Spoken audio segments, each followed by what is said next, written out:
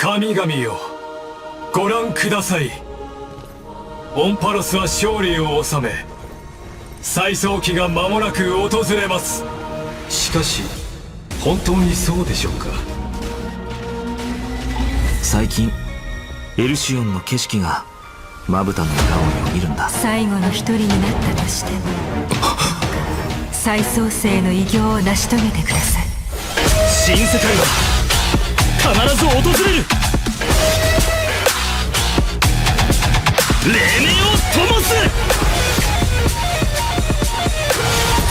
星々を燃やし尽くす諸行をもたらそう。第1回ピノコニー聖杯戦争開幕。とあなたが私のマスターか。燃えたけ騎士の魂よ、暴風よ舞い上がれ。もう少し手応えがあると思ったね。機は熟した。逃げ場はない。あらゆる邪悪を打ち滅ぼせセイバー。汝は開白の黎明が訪れるまで灼熱の太陽を背負い続ける。死者を花から呼び出して殺し合わせて勝者が全てを手に入れる。行かなくちゃいけない。背負わないといけないんだ。ピノコニーの伝説はあれど英雄はいないと。お任せを。私いました。壊滅、これにて完成。宝石の余震をもって来世に暁を。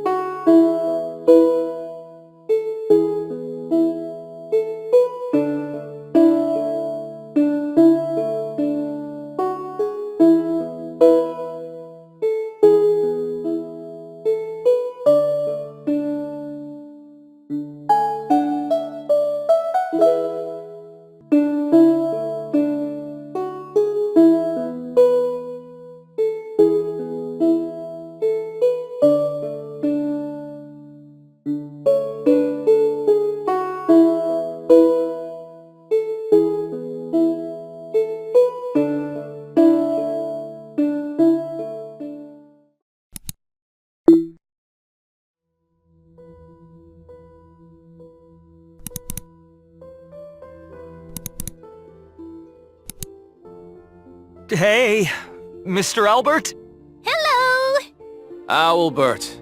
Woo! And whether or not you have a day-night cycle, good morning, good afternoon, and good evening. Welcome to the version 3.4 for The Sun is Set to Die special program. I'm your most beloved host, Albert.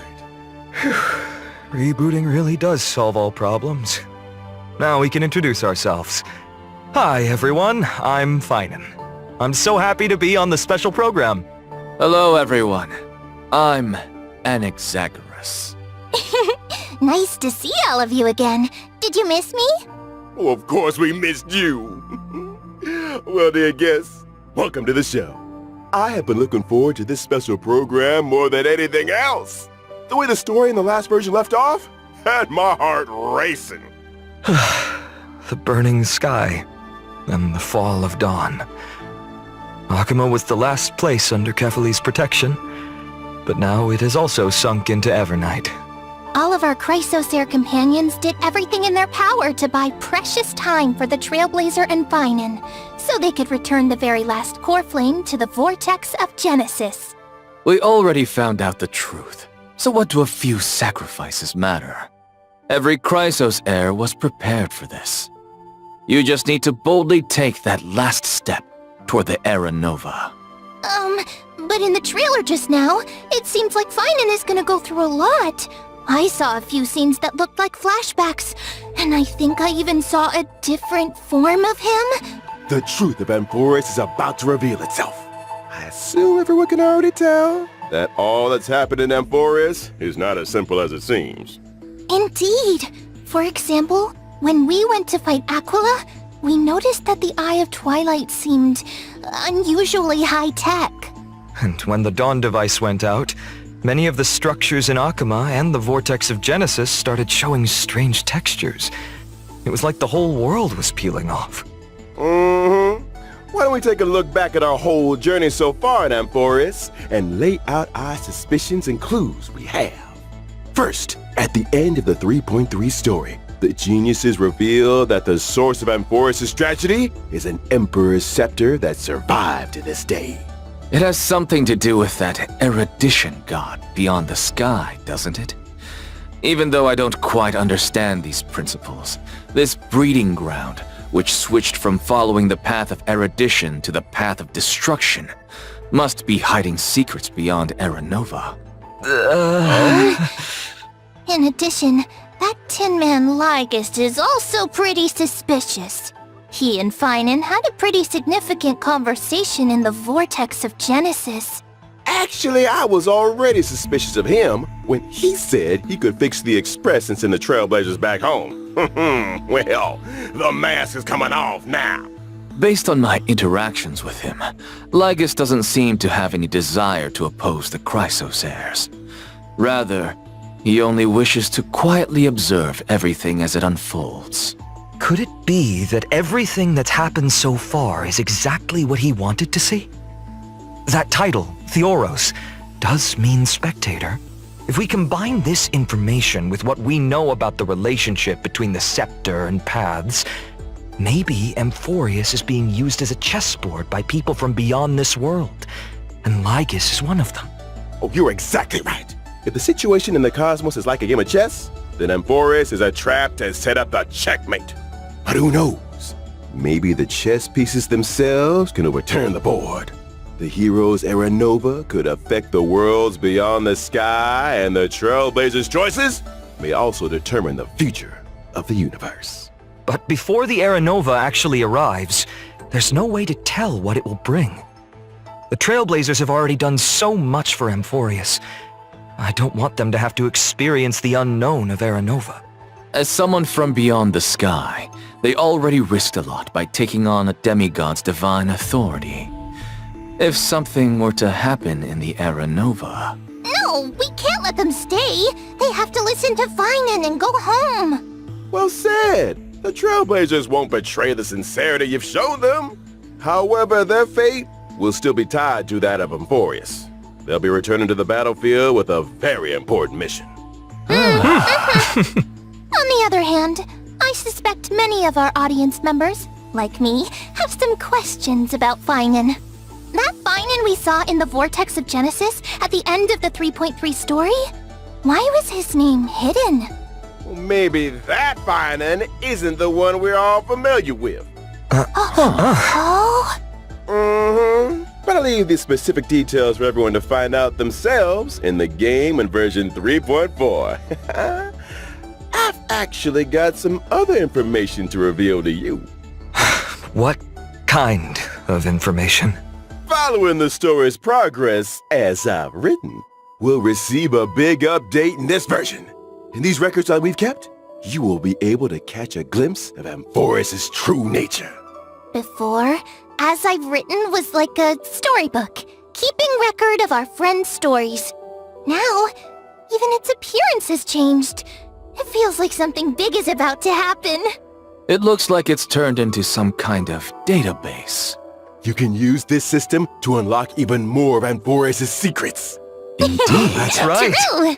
Aside from the major updates to As I've Written, the long-awaited skip dialogue feature, which was previously announced, is finally going live in version 3.4. Story dialogue can now be skipped by section, with plot summaries and the main characters that appeared in each section displayed along the way. Now you can choose the pace of storytelling based on your own preferences. In version 3.6, there'll also be a story recap function. Stay tuned! But of course, as we move into version 3.4, we shall take the final step of the prophecy together and witness the truth and the fate of this world. And the myriad Celestia that Mr. Shaoji hinted at in the version 3.2 preview is finally going live soon.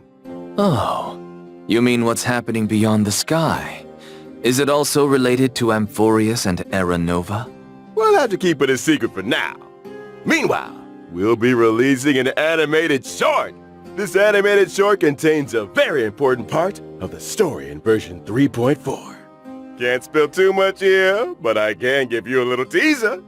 This short will come with its own original theme song. So don't miss it. Awesome. Nice! I can't wait to dive into the new story already.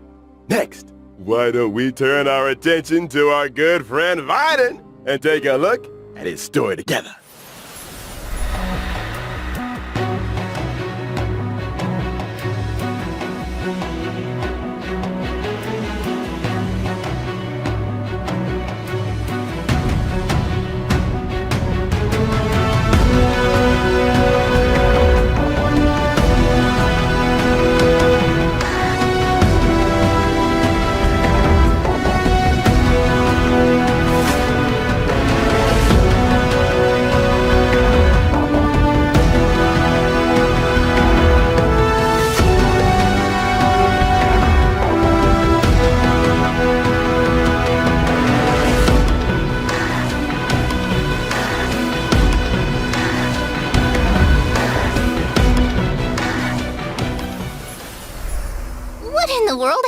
Phainon to make him change this much?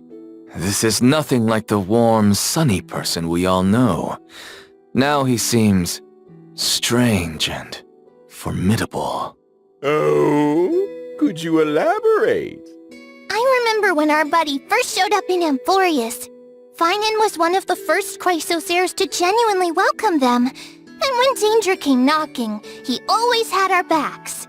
But behind that kindness and reliability, Phainon carries the expectations of many. He is the deliverer chosen by the prophecy, and Aglaya's hand-picked successor of the Flame Chase journey. Aglaya even used her own death to set him up for success by making the Council of Elders the focus of criticism, and allowing Phainon to step up and rally the people. Yeah, all of us have high hopes for him. Some even call him the Deliverer of Amphoreus.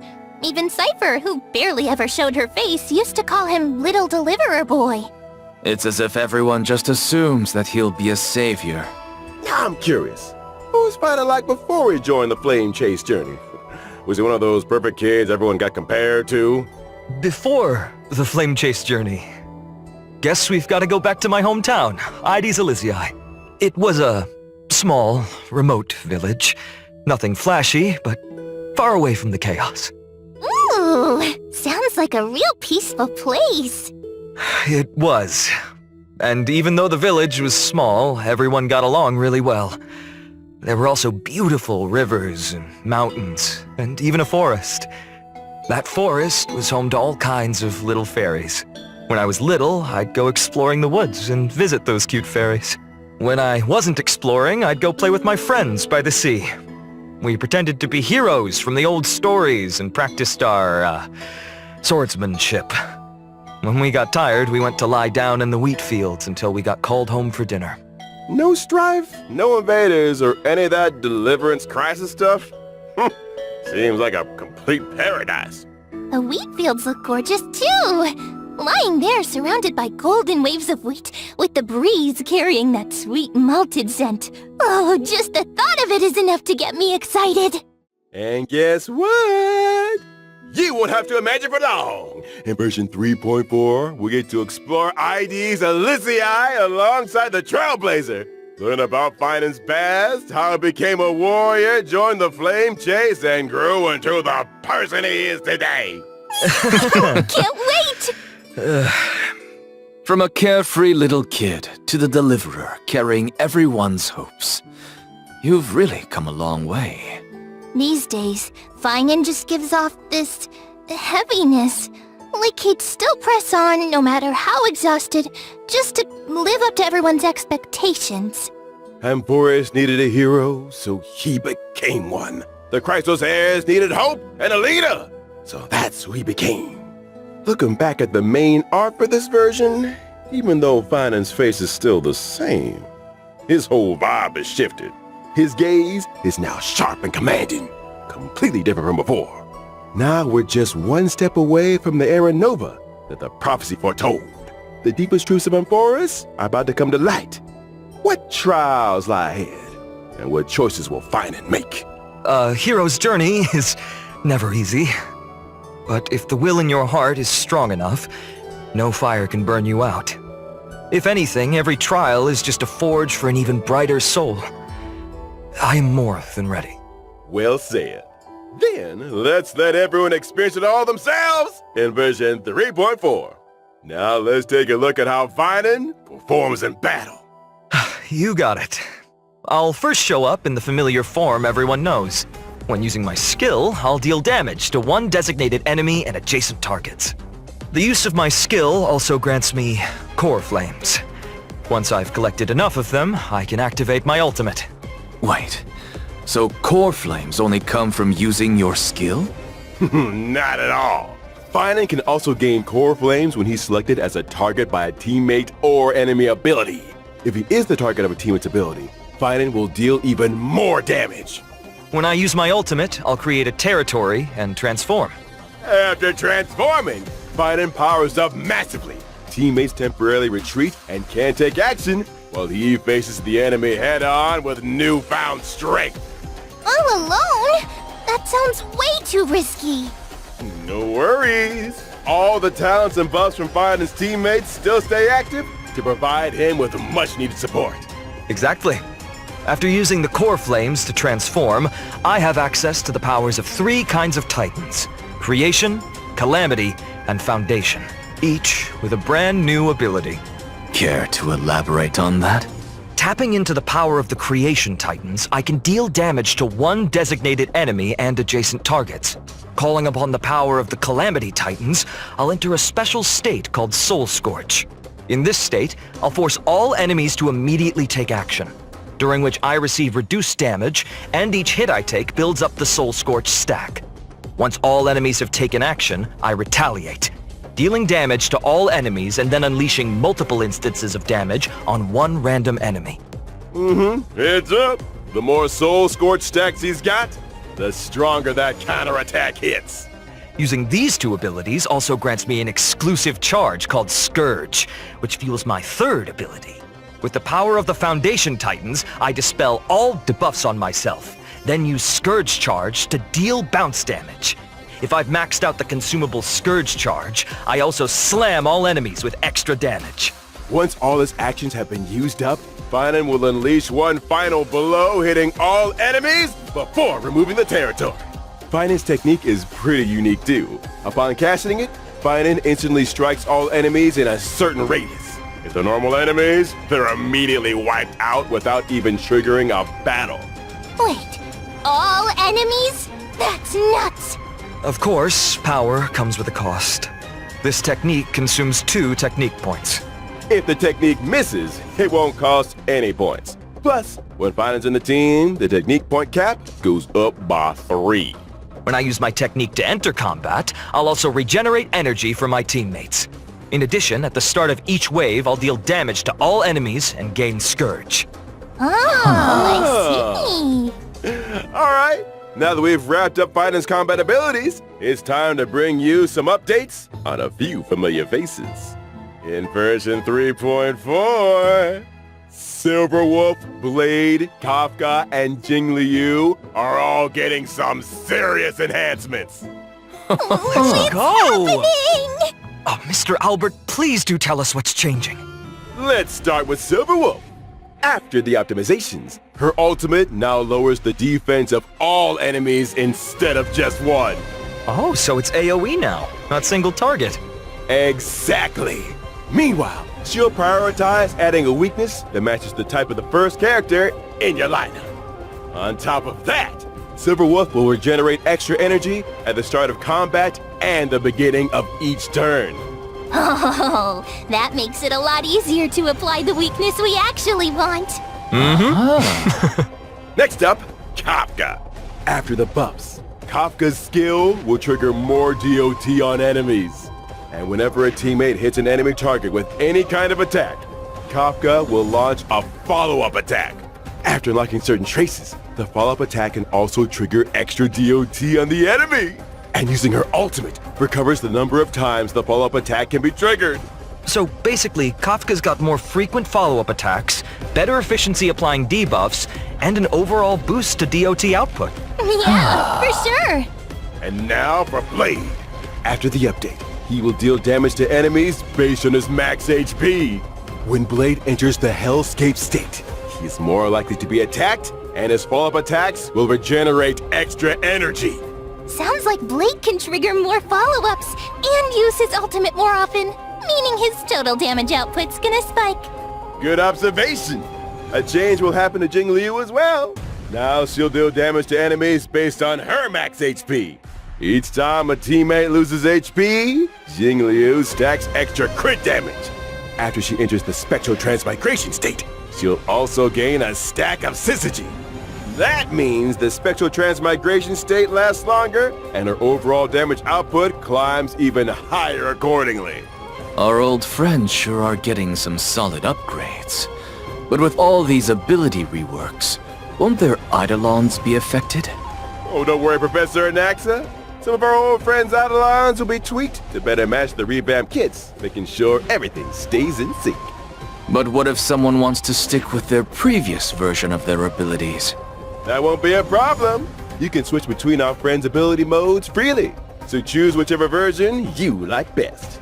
For more details, be sure to keep an eye out for official announcements. Sounds good. Aside from the ability reworks, one more old friend of ours is getting something new this time around.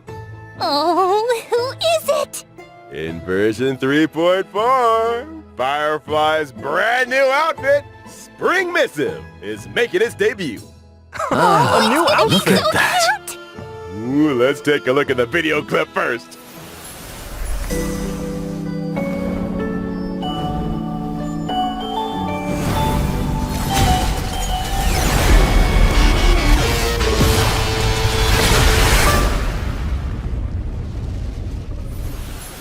With her school uniform on, Firefly looks more youthful than ever. And that firefly-shaped brooch on her chest, you can tell she put a lot of thought into picking it out. Maybe she even asked for fashion advice from her fellow Stellaron hunters. Well, Miss Kafka does have an eye for style. They must have talked a lot about it behind the scenes. Even her mech's had a makeover. You think she spruces it up during downtime to match her outfit changes? Oh, totally possible. If I had a mech, I'd also probably coordinate it with my outfit. New theme, new colors. The whole look has to be consistent. You'll be able to grab Firefly's new look from the contract shop using Oniric Shards. And again, please stay tuned for further details and future official announcements. Next, let's take a look at this version's banners. In version 3.4's first half warp event, Trailblazers can acquire the limited 5-star character Phainon, and the limited 5-star light cone, thus Burns the Dawn, will have a boosted drop rate.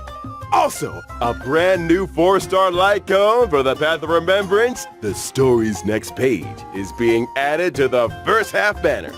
At the same time, we'll also kick off a special warp event. The limited 5-star characters, Treevee, Sunday, and Sparkle are coming back. Plus, 5-star light cones, If Time Were a Flower, A Grounded Ascent, and Earthly Escapade will return as well. In the second half of version 3.4, we've got another round of special warp events. Limited 5-star characters, Firefly, Jingliu, and Blade will be back along with the limited 5-star light cones. Whereabouts your dreams rest, I shall be my own sword and the unreachable side. Two of our newly buffed old friends are making a comeback in this version. What about Kafka and Silverwolf? Here's a little sneak peek. Limited 5-star characters, Kafka and Silver Wolf, will be back in version 3.5. And the limited 5-star light cones, Patience Is All You Need, and Incessant Rain will rerun as well. Nice! Also, 8 new 4-star light cones will be added to the Nameless Honor Rewards in version 3.4. I see quite a few familiar faces on the light cones. There are a few mini versions of Chrysos Airs! Looks like Phainon really does enjoy spending his days in the wheat fields. Nature's mattress. Can't beat that level of comfort. For sure. Alright, let's take a quick break. There's still more version 3.4 content coming your way.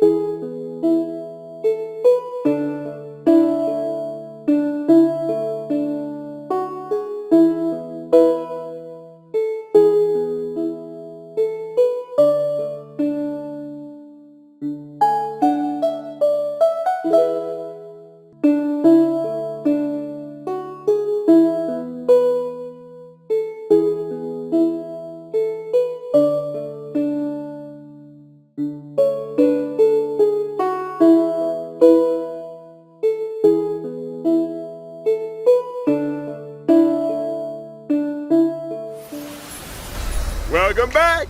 Let's take a look at the events in this version. A piece of good news comes from Penacony at the other end of the cosmos. Origami Bird Clash is about to return in version 3.4. Oh, is that the Cute Match 3 game? That's right! The International Peace Corporation has officially sponsored Origami Bird Clash and hopes to promote this arcade game full of Penaconian flavor throughout the whole cosmos. And the first step to starting that grand venture will be to open up the original shop arcade on the Trailblazers Radiant Feldspar. There needs to be some new game modes for the game to make a name for itself, right? Of course! This time, the two players will take turns acting on the same field, and every player has a set number of moves. You can eliminate 4 or more fruits to form bombs and obtain extra moves. You can also get extra moves when you swap 2 super bombs to trigger a combo elimination. Oh no! I see obstacles popping up on the field. How are we supposed to deal with those? Not to worry. In this version of the Origami Bird Clash, there will be lots of new items that can help you in battle. For example, Shattering Hammer can eliminate any individual fruit or obstacle. Spicy Bomb can turn a fruit into a bomb, and Reset Cube can reset all fruits on the field. Leveling up items will also make them more powerful. As long as you pick the right item at the right time, you can turn the tide and deliver a powerful blow to your opponent. There are plenty of familiar faces among our opponents this time. That's right. Trailblazers can still battle against many old friends in this event. In addition to participating in story challenges, Trailblazers can also do open challenges with friends from across the universe. This multiplayer mode won't end with version 3.4 either. Origami Bird Clash will replace the Seal Slammers multiplayer mode and become the new long-term co-op game mode. We're done slamming seals. Now it's time for slamming paper birds. Alright, let us continue with more version content. Our old friend Gift of Odyssey returns as usual in version 3.4. Nice! The Planar Fissure and Realm of the Strange events will also return. Complete the challenges to get double rewards. Yep. In version 3.4, Stagnant Shadow, Shape of Cinders will also come online. And you can obtain the Ascension material, Charred Bud of Twilight, for wind characters upon completing the challenge. At the same time, the planar ornaments, Arcadia of Woven Dreams, and Revelry by the Sea will also come online. Trailblazers can obtain them in the Divergent universe. Ugh, why did my seat collapse?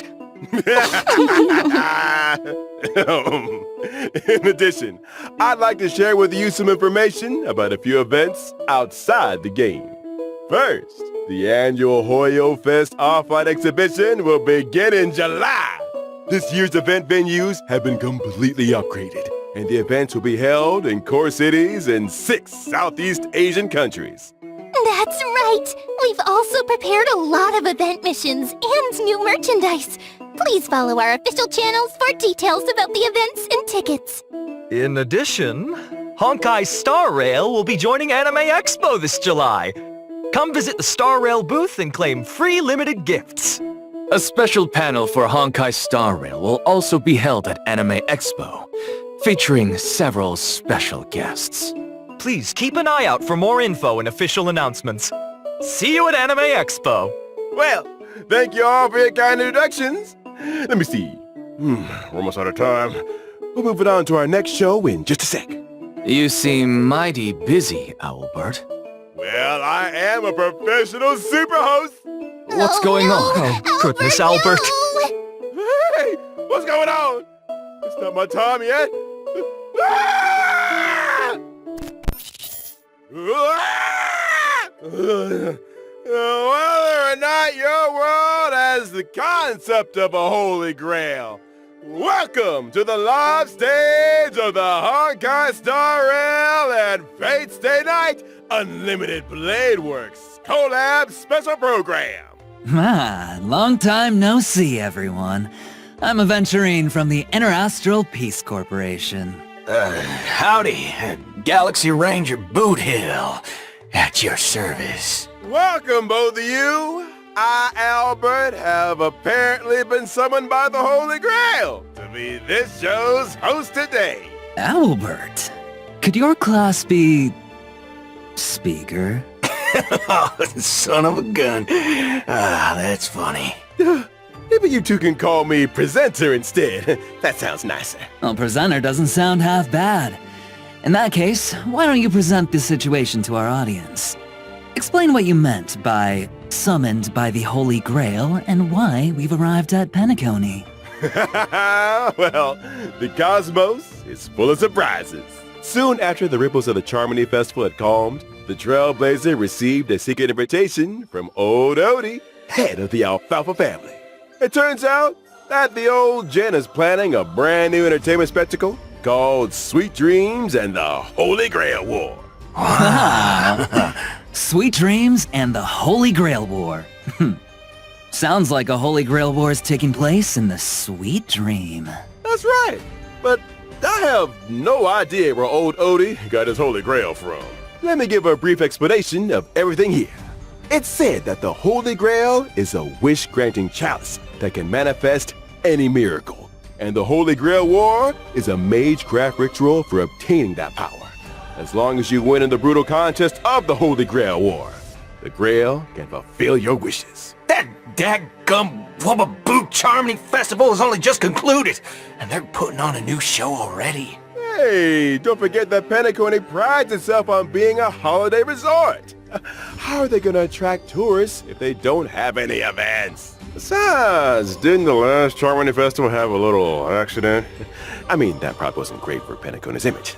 The family's definitely going to want to find another opportunity to generate some buzz. Well, I heard that old Odie hopes to make the Penacony and Holy Grail War into a new show that rivals the Charmony Festival, therefore returning Penacony to the cosmic limelight. With dreams as the gimmick, the show is sure to attract a lot of money and a lot of dream chasers.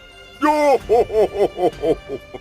bet old Odie is thinking of the same thing. This Sweet Dreams and the Holy Grail War program will be conducted in Penacony. The 7 invited participants will summon famous historical figures to fight alongside them as their servants. And the final winner will receive the precious opportunity to make their wish come true. Chance to make any wish and any miracle come true. Well, that's definitely a nice gimmick. But, as we all know, people die if they're killed. Bullets don't discriminate, so someone gets caught in the crossfire. Rest assured, everyone, the Sweet Dreams and the Holy Grail War production crew hereby swear that no one's life will be in danger in the dream. Everyone can participate and watch in peace. All right. Well, since it's you, Owlbert, I'll believe it for now. So, who's participating? To start off, the owner of the Radiant Feldspar, shareholder of Penacony Superstar, the Soul Glad Festivity, our dear Trailblazer will be participating. Oh, so the Trailblazer will be taking part in another adventure. That's right. In addition, Miss Robin will also be a part of this war. Well, as another Penaconian shareholder, the Interastral Peace Corporation's Strategic Investment Department sent me as their representative in the war. The Galaxy Ranger Boodle will also participate in this Holy Grail War. Actually, I was just wondering, why is a criminal wanted by the IPC participating in this? Micah got an invitation too, but he has no time for this. I can't turn a blind eye when someone's in a tight spot, so helping out was the least I could do. Looks like Mr. Boodle really has formed deep bonds with folks in Dreamflux Reef. Well, apart from those we've mentioned, are there any other special participants that we've been looking forward to in this Holy Grail War? Of course! Apart from local Penaconian heroic spirits, 3 very well-known heroic spirits will also arrive by the Grail Summon and participate in this Holy Grail War. They are respectively Saber, Archer, and Lancer. That's what I'm talking about. I wonder which heroic spirit will end up accepting a contract with the Trailblazer. Now, see? This is how you attract attention. Now we're gonna get tons of views. That's why you pay big bucks to get the big names. As to what stories will unfold in this Sweet Dreams and the Holy Grail War, and who will forge a contract with who, Trailblazers will have to find out in the game. Here's a reminder that the Honkai Star Rail and Fate Stay Night Unlimited Blade Works collaboration Trailblaze Continuance, Sweet Dreams and the Holy Grail will officially start on July 11th.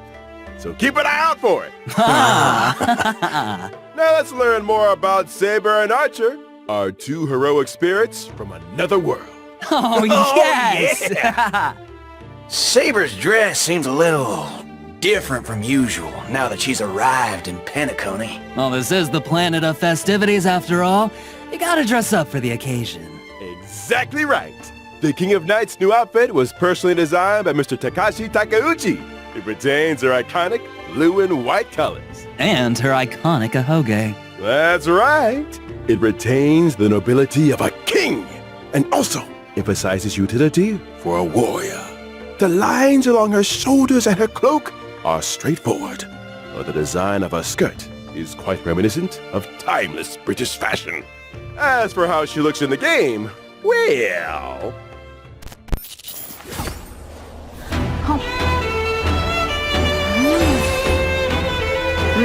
いつでも出陣できます。燃えた騎士の魂よ。はっ。ストライクエア。フェスカイバー。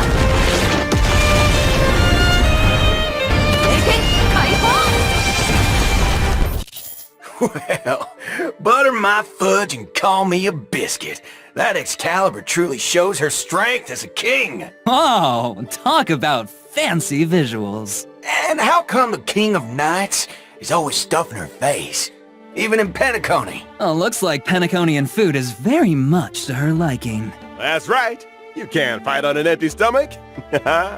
Now, let's see how the King of Knights performs in battle. Saber is a wind character following the path of destruction. Saber will gain a certain amount of core resonance when she enters battle. If she uses her technique in the overworld, Saber will obtain combat buffs and also more core resonances after entering battle. When she uses her basic attack, she can deal damage to a single enemy. The King of Knights is cautious as ever in this new world. I see she's still hiding her weapon's appearance and true name. When she uses her skill, Saber will deal damage to one designated enemy and its adjacent targets. If Saber has enough core resonance at that time, she'll consume core resonance to regenerate massive amounts of energy for herself and increase her skill's damage. Ah. In other words, you need to accumulate as much core resonance as possible to increase the damage Saber deals. Exactly. Are there any other ways to obtain core resonance? Yes, there are. Whenever any ally uses their ultimate, Saber obtains core resonance and increases her own damage dealt. Behold, the King of Knights has dispelled invisible air, barrier of the Wind King around her sword, releasing high-pressure air in the blink of an eye to form Strike Air, Hammer of the Wind King, dealing a devastating blow to the enemy. When using her ultimate, Saber will deal damage to all enemies and turn her basic attack into Enhanced Basic Attack.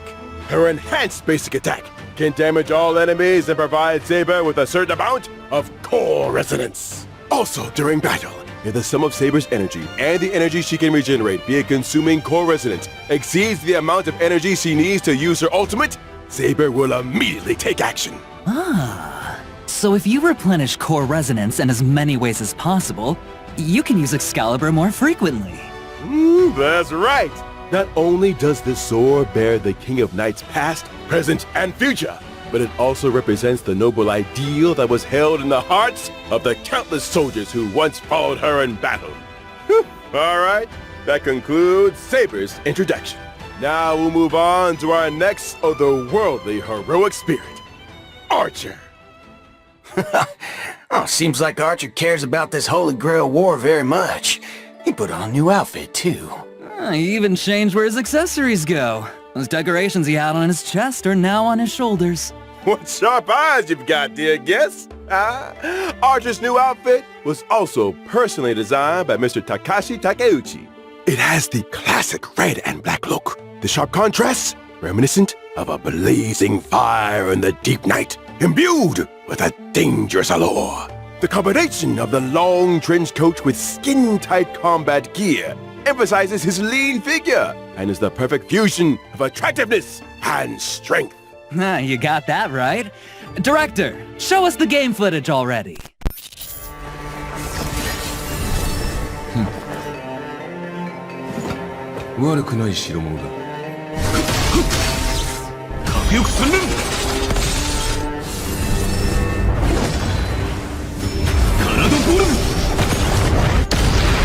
I am the bone of my soul. Unlimited blade works!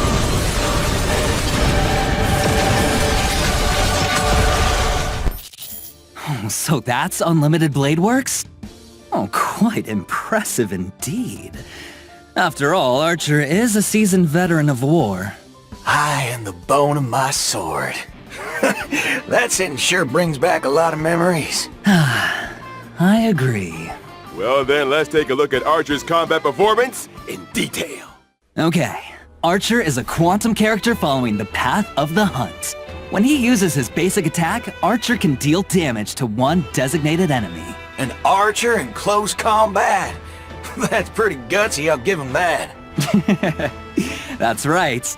But Archer hasn't exactly slacked off on his marksmanship training since coming to Penacony. When using his skill, Archer will consume 2 skill points to enter the circuit connection state, dealing damage to one designated enemy. While in the circuit connection state, Archer's turn will not end after he uses his skill, and he can continue to use his skill until he runs out of skill points. Heads up! The more times you use his skill consecutively, the more damage Archer deals to enemies. After all, everyone knows that a dual-wielding fighter who can't use the Noble Phantasm isn't a good archer. When using his ultimate, Archer will recite the classic chant to activate Unlimited Blade Wax, dealing damage to one enemy. Apart from damaging the enemy, Archer's ultimate also grants him Special Charge. After any of his teammates' attacks, Archer will consume Special Charge to use a follow-up attack against the enemy targets, while also recovering 1 skill point for the team. Oh, in that case, there's no need to worry about running out of skill points again. He just couldn't help himself and had to use his favorite twin blades. When he uses his technique to enter battle, Archer will deal damage to all enemies and obtain Special Charge. And that's a wrap on Archer's introduction. Now, I have big news for everyone. From when the collab event starts on July 11th and until the end of version 3.6, Trailblazers can log into the game to claim the limited 5-star collab character Archer for free! Oh, Nice. Awesome! We hope that, under Archer's protection, every adventure that the Trailblazers embark on will cleave open the dark clouds and become a saga sung throughout the cosmos. We also hope that your encounter, or for some of you, a reunion, with the servants across this vast universe will bring you all wonderful memories in the days to come. Oh, yeah! How about that? The free new limited 5-star character mentioned during the anniversary celebration is finally here as promised. Actually, there's even more! Later this year, Trailblazers will get another brand new limited 5-star character totally for free! Wow! Awesome! But let's keep our eyes on the present for now. I'm not quite done yet.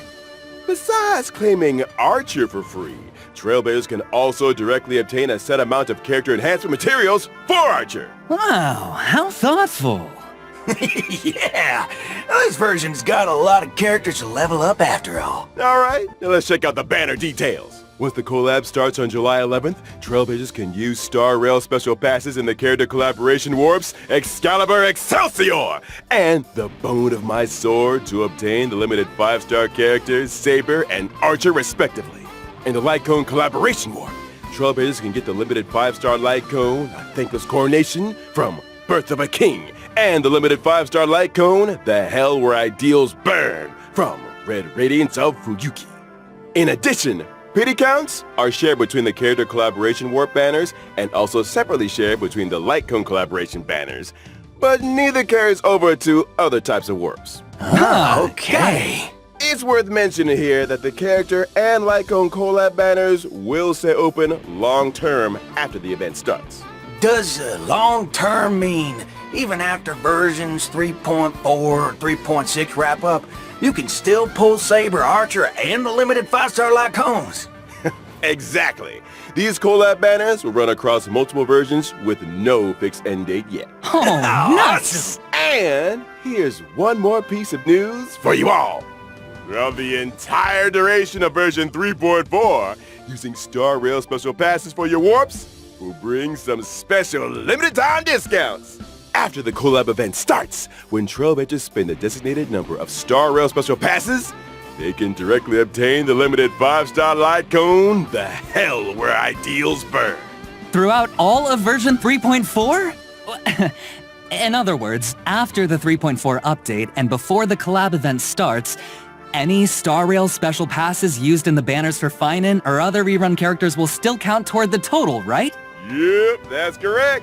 Oh, yeah! And now, as the collab kicks off, the voice actors for Saber and Archer have some things they'd like to say to all of us. Let's take a quick break, and then we'll be back to hear their special messages. これからマスターになる開拓者の皆さん、こんばんは、セーバー役のカスメヤコです。崩壊スターレールとフェイトステイナイトアンリミテッドブレードワークスのコラボが間もなく開催ということで、私もとてもワクワクしています。この2つの作品にはどこか似ているものがあるなと感じました。剣を手に運命と立ち向かうセーバーの姿は、厳しい冒険の中でも前へと進み続ける開拓者の姿と似ているのではないかなと思いました。収録中はフェイトとスターレールの世界観が混ざり合い、新たな魅力が生まれていくのを感じました。あまり多くは話せないのですが、セーバーがスターレールの世界でどのように信念と理想を貫いていくのか、ぜひお楽しみください。このコラボがたくさんの皆さんに楽しんでいただけたら嬉しいです。星々と聖杯が交わる旅の中で、あなただけの熱い思いとロマンに出会えますように。それでは最後に、開拓者よ、あなたが私のマスターか。これからマスターになる開拓者の皆さん、こんばんは。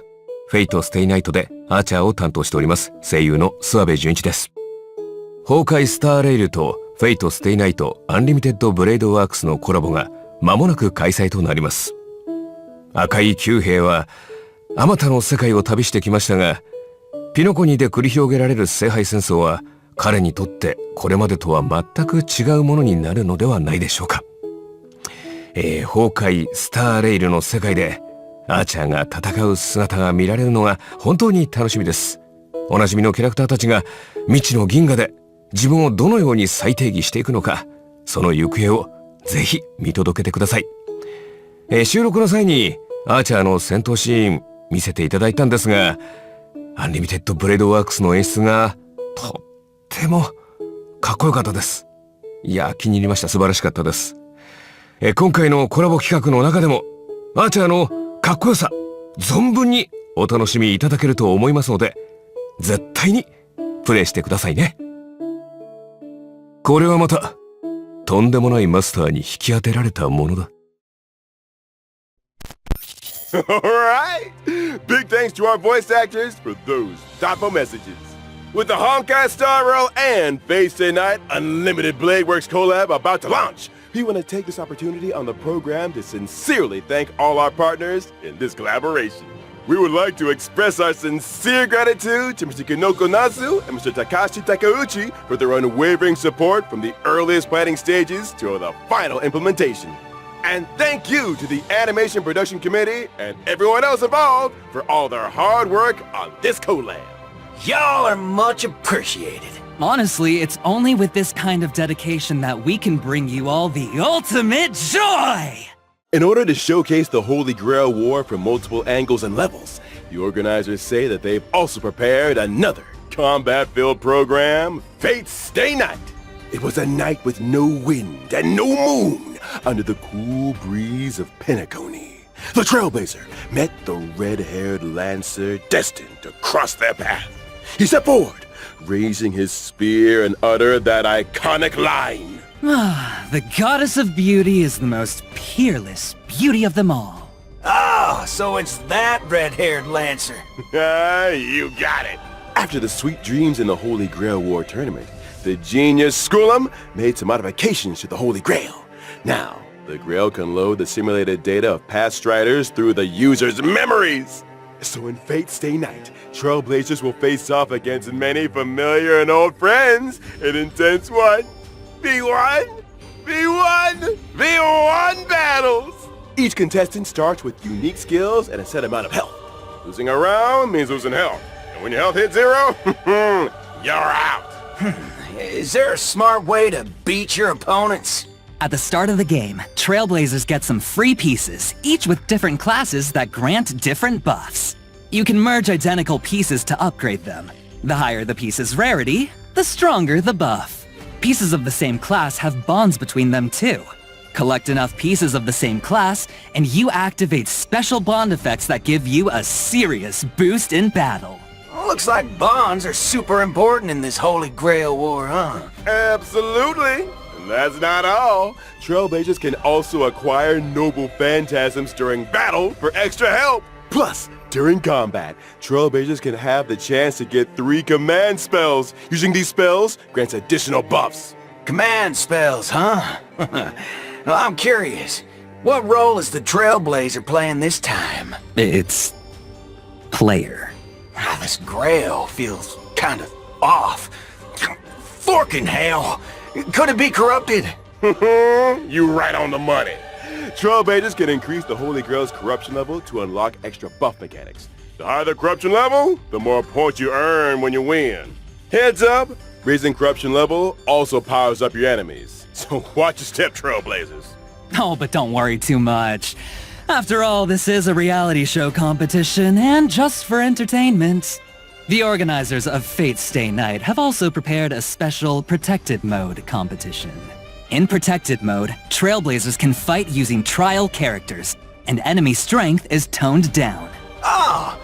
This way, new Trailblazers can jump in and fully enjoy the Holy Grail War experience. Exactly! The production team cordially invites everyone watching to stay the night. Experience some epic battle action. And score yourself some Stellar Jades and other awesome rewards. Now, just a quick reminder, this Honkai Star Rail and Fate Stay Night Unlimited Blade Works collaboration is split into 2 parts. The Trailblaze Continuance, Sweet Dreams and the Holy Grail, and the event, Fate Stay Night. The Fate Stay Night event will open for play on July 11th. The 2 programs stand on their own, so Trailblazers can dive into each separately. Awesome! Yes. So much content! All right. Big thanks again to our 2 guests. That wraps up today's Fate Collab Update. Presenter, your mission is complete. It's all part of the job. Anything for the Trailblazers. So Trailblazers, my honored masters, let's meet again in version 3.4. See you there. We hope you'll stay the night. Bye-bye. See you next time, guys. See you next time. Bye.